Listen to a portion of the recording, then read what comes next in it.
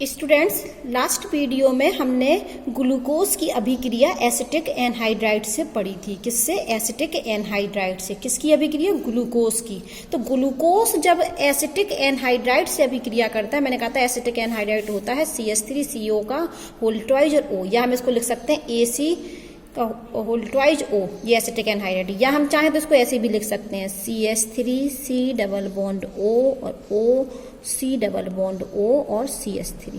ठीक है, ये ऐसे भी एसिटिक एनहाइड्राइड लिख सकते हैं, ऐसे भी लिख सकते हैं, ऐसे भी लिख सकते हैं। तो एसिटिक एनहाइड्राइड की अभिक्रिया जब हम ग्लूकोज से करते हैं, लेकिन किसकी उपस्थिति में? पिरिडीन की उपस्थिति में, तो पेंटा एसीटेट बनता है। तो ग्लूकोज एसिटिक एनहाइड्राइड से अभिक्रिया करके पेंटा एसीटेट बनाता है। और यह अभिक्रिया यह दर्शाती है कि ग्लूकोज में 5 हाइड्रोक्सी ग्रुप हैं। हाइड्रोक्सी ग्रुप मतलब 5 OH ग्रुप हैं। तो ग्लूकोज पिरिडीन की उपस्थिति में एसिटिक एनहाइड्राइड से अभिक्रिया करके पेंटा एसीटेट बनाता है। और यह अभिक्रिया यह प्रदर्शित करती है कि ग्लूकोज के पास 5 OH हैं। देख लीजिए 4 OH ये, 1 OH ये। तो ये पेंटा एसीटेट बनना यह दर्शाता है कि ग्लूकोज के पास 5 हाइड्रोक्सी ग्रुप हैं। कैसे पता चला? क्योंकि हम जानते हैं कि एसिटिक एनहाइड्राइड जब एल्कोहल से अभिक्रिया करता है तब एस्टर बनता है। हाइड्रोक्सी ग्रुप होने का अर्थ क्या है? OH होने का अर्थ क्या है? कि एल्कोहल है। और यहाँ पर देखिए हमारा एस्टर बन रहा है, तो इसका मतलब है कि यहाँ पर ग्लूकोज के पास OH है। OH का मतलब एल्कोहल है। वापस सुनिए कि ग्लूकोज पिरिडीन की उपस्थिति में एसिटिक एनहाइड्राइड से अभिक्रिया करके पेंटा एसीटेट बनाता है। यह अभिक्रिया यह दर्शाती है कि ग्लूकोज के पास 5 हाइड्रोक्सी ग्रुप है। कितने हाइड्रोक्सी ग्रुप है? 5 हाइड्रोक्सी ग्रुप हैं, मतलब हाइड्रोक्सी ग्रुप है। यह अभिक्रिया दर्शाती है। तो हमें कैसे पता चला? कि हम जानते हैं कि एसिटिक एनहाइड्राइड की अभिक्रिया जब हम एल्कोहल से कराते हैं तब एस्टर बनता है। तो इसका मतलब एल्कोहल का मतलब क्या है? OH group. तो ग्लूकोज पिरिडीन की उपस्थिति में एसिटिक एनहाइड्राइड से अभिक्रिया करके पेंटा एसीटेट बनाता है। और यह अभिक्रिया दर्शाती है कि ग्लूकोज के पास 5 हाइड्रोक्सी ग्रुप हैं। चलो हम देख लेते हैं। यहाँ पर हम नॉर्मल ये एल्कोहल लेते हैं, CH3OH ले लिया हमने, और अपना हम एसिटिक एनहाइड्राइड ले ले रहे हैं। इस तरीके से लिख ले रहे हैं हम CH3C double bond O C double bond O और CH3। होगा क्या? हम नीचे लिख रहे हैं होगा क्या कि ये होगा कि ये H, ये वाला H और ये पूरा ग्रुप ये मिल जाएगा। तो क्या बना लेगा ये पूरा मिलके? CH3, देखो CH3 COO और H, ये बन गया हमारा CH3COOH। अब प्लस में हम किसको मिला दें? CH3O और ये ग्रुप मिला दें, तो CH3O। और देखो हमने क्या मिला दिया? ये ग्रुप। ये क्या है हमारा? O, और ये है हमारा कार्बन डबल बॉन्ड O और CH3। अब इस अभिक्रिया को देखिए, इसमें भी तो यही हुआ। ये था तो ये H निकला।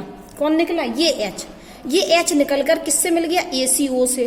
तो यहाँ पर क्या? ये H निकला और किससे मिल गया? ACO से। तो क्या बन गया? ACOH। और ये पूरा OAC, ACO से तो ये मिल गया, तो AC आके इससे जुड़ गया। जैसे कि हम इसको इस तरीके से भी लिख सकते हैं कि हम ग्लूकोज ही ले लेते हैं। ये CHO, ये CHOH और ये CH2OH। और हमने यहाँ पर क्या लिया अपना? ये CH3C double bond O C double bond O CH3। तो क्या होगा फिर से? ये देखो भी हमने ये H हटाया था और ये पूरा ग्रुप, तो ये वाला H ये ऐसा मिल जाएगा। ये वाला H भी इसके संग जाके मिल जाएगा, है ना। तो यहाँ पर क्या बन जाएगा? कितने H हैं यहाँ पर? ये 4 और 5, तो ये 5 बन जाएंगे हमारे पास। CH3, ये H निकल के इससे जुड़ गया, तो CH3COO, CH3COO और ये क्या है हमारा? H। 5 बन गई है हमारे। ये कितने बन गए? 5। अब प्लस में क्या बनेगा? ये देखो ये CH रहेगा और ये CHO, ये क्या रहेगा? CHO, और ये हट गया H, तो क्या आके जुड़ गया? CO CH3, तो CO CH3। और नीचे भी यही होगा, CH2 है, O बचा है, ये H गया, तो H की जगह CO CH3। तो हम आपको बता दें कि AC का मतलब क्या है। यहाँ AC का मतलब है CH3 COOO, ये है AC का मतलब। जैसे हमने यहाँ पर निकाला था ना कि ACOH निकल गया, क्या निकल गया? ACOH। तो AC का मतलब क्या है? CH3CO। तो AC का मतलब क्या है? CH3CO। तो CH3CO तो पहले ही से, और OH तो यही निकला, CH3COOH। ठीक है, यहां देखो उन्होंने कहा कि हमने AC जोड़ दिया, तो AC का मतलब क्या है? CH3CO। तो ये तो पहले से ही है CHO पहले से ही है, और AC जोड़ा है, तो AC का मतलब क्या है? CH3CO, तो CH3CO। ठीक है, तो हमको पता चला कि ग्लूकोज जब एसिटिक अम्ल से, एसिटिक एनहाइड्राइड से पिरिडीन की उपस्थिति में अभिक्रिया करती है तो पेंटा एसीटेट बनाता है, और यह अभिक्रिया यह दर्शाती है कि इसके पास 5-5 OH हैं, 5-5 OH हैं। देखो 4 OH है, 1 OH है, इस तरीके से यह अभिक्रिया होती है। और AC का मतलब तो ये है। अगर हम आपसे कहें कि AC2O का मतलब क्या है, तो AC2O का मतलब लिख लीजिए CH3CO। ये AC, तो 2 बार AC और बीच में O, तो ये O लगा दिया, फिर ये AC लिख दिया हमने। ठीक है, ये मतलब हमें पता होना चाहिए जब हमको ये अभिक्रिया समझ में आएगी। अब हम पढ़ने वाले हैं ग्लूकोज की स्टीरियोकेमिस्ट्री। क्या पढ़ने वाले हैं? स्टीरियोकेमिस्ट्री। तो स्टीरियोकेमिस्ट्री में हमने पाया कि ग्लूकोज 2 रूपों में पाया जाता है, एक अल्फा और एक बीटा। हाँ, अल्फा बीटा तो पढ़ा नहीं है, यहाँ से आने वाला है अल्फा बीटा। इसके पहले हम जानते हैं कि एक ग्लूकोज होता है, इस ग्लूकोज का नाम होता है डी ग्लूकोज। क्या बोलते हैं हम इसको? D glucose. और इस वाले को हम एल ग्लूकोज बोलते हैं। तो ये कैसे आ गया? डी और एल कैसे लग गया? ये देखो मैंने ग्लूकोज की स्ट्रक्चर बनाई है, ये ग्लूकोज की स्ट्रक्चर है C6H12O6। ठीक है, तो ये है हमारा डी ग्लूकोज, इसको हम क्या बोलना है? D glucose. और इसको हम बोलना है एल ग्लूकोज। तो यहां पर हम आपको ये बताना चाह रहे हैं कि कौन सा ग्लूकोज डी ग्लूकोज होता है, कौन सा ग्लूकोज एल ग्लूकोज होता है। तो उसके पहले ये जो डी और एल है, ये नेमिंग होती है। डी एल क्या है? हमारी नेमिंग है। वापस सुन लीजिए, हम ये समझा रहे हैं कि ग्लूकोज 2 प्रकार के होते हैं, डी ग्लूकोज और एल ग्लूकोज। तो यहाँ डी का मतलब क्या है और एल का मतलब क्या है? तो ये डी और एल क्या है? नेमिंग है। ये डी और एल क्या है? नेमिंग है। ये किस आधार पर दी गई? वापस सुनिए, ये इस आधार पर दी गई कि जो CH2OH है, CH2OH से जो 5वां कार्बन, ये देखो, ये पहला कार्बन, ये दूसरा कार्बन, ये तीसरा कार्बन, ये चौथा कार्बन, ये 5वां कार्बन, ये 6वां कार्बन। तो CH2OH के बगल वाला जो कार्बन है, यहाँ भी और यहाँ भी, तो ये वाला OH कहाँ है? राइट में। ये कहाँ है? राइट में। देखो इससे क्या है? राइट में है ना ये, और जबकि ये वाला OH कहाँ है? ये लेफ्ट में है। तो डी और जो एल नेमिंग रखी जाती है वो 6 से ज्यादा कार्बन वालों के लिए यूज की जाती है। तो डीएल एक नेमिंग है। तो डी हम कब लगाते हैं? बहुत ध्यान से सुनना, डी हम जब लगाते हैं जब ये OH राइट में हो। तो राइट में होगा तो हम क्या लिखेंगे? डी। नेमिंग में क्या लिखेंगे? डी। और यदि OH, कौन सा OH देखना, लेकिन हमें CH2OH वाला। अब ये नहीं कि तुमको ये वाला OH देखना मैडम, ये तो लेफ्ट में, ये OH नहीं देखना है। कौन सा OH देखना है? 5वें कार्बन का। 5वें कार्बन का मतलब CH2OH के बगल वाले कार्बन का, CH2OH के बगल वाले कार्बन पर OH को देखना है। CH2OH के बगल वाले कार्बन पर हमको OH को देखना है कि OH राइट में है या लेफ्ट में है। यदि राइट में होगा तो हम लगाएंगे नेमिंग डी, और यदि OH लेफ्ट में हुआ तो हम नेमिंग क्या लिखेंगे? एल।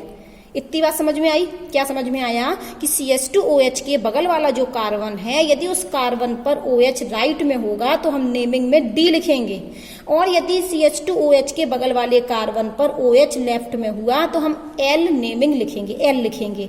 और अब ध्यान से सुनिए, इसको समझने के लिए कहा गया कि किसी यौगिक के नाम के पहले लिखे अक्षर डी और एल, किसी यौगिक के नाम से पहले लिख देते हैं डी और एल। ये क्या बताते हैं? उसके किसी विशेष त्रिविम समावयवी के आपेक्षिक विन्यास को प्रदर्शित करते हैं।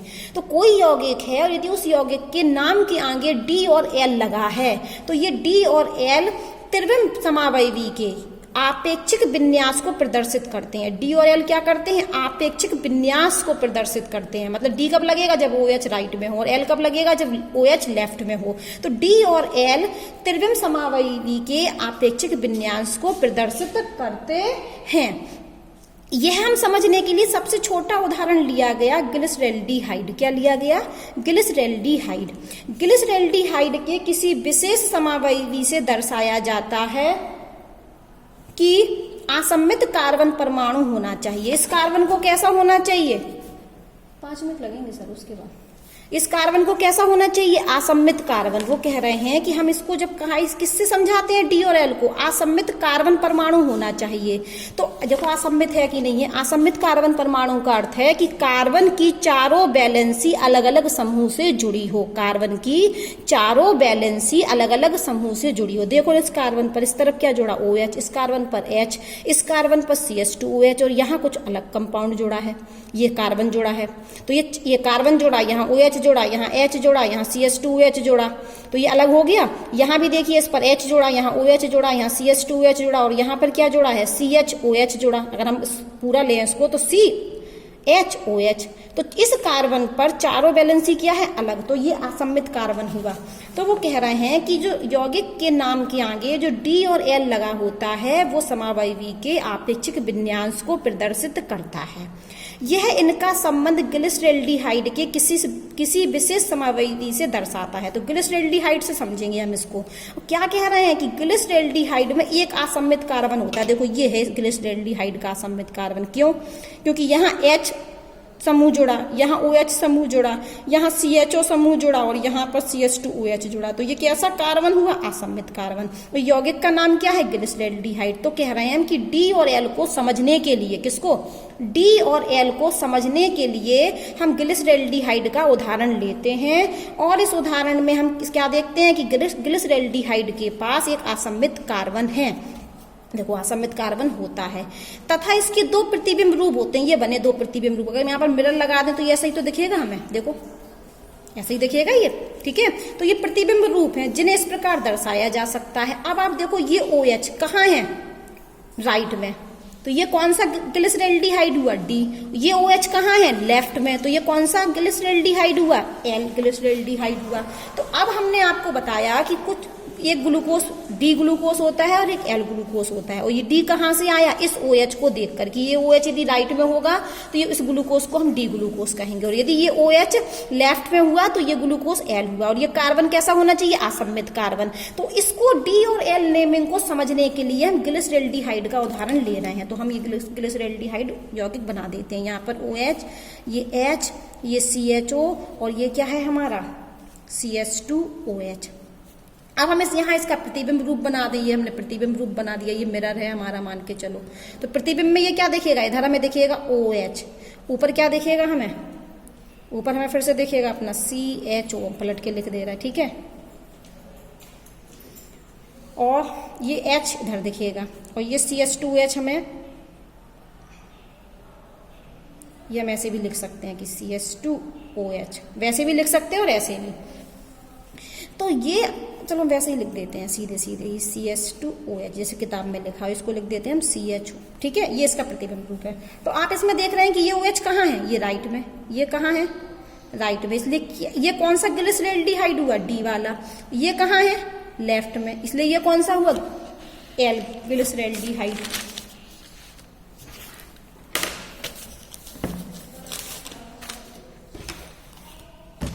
अगर हम ग्लिसरैल्डिहाइड का सूत्र बनाना चाहें तो क्या होगा, ग्लिसरैल्डिहाइड,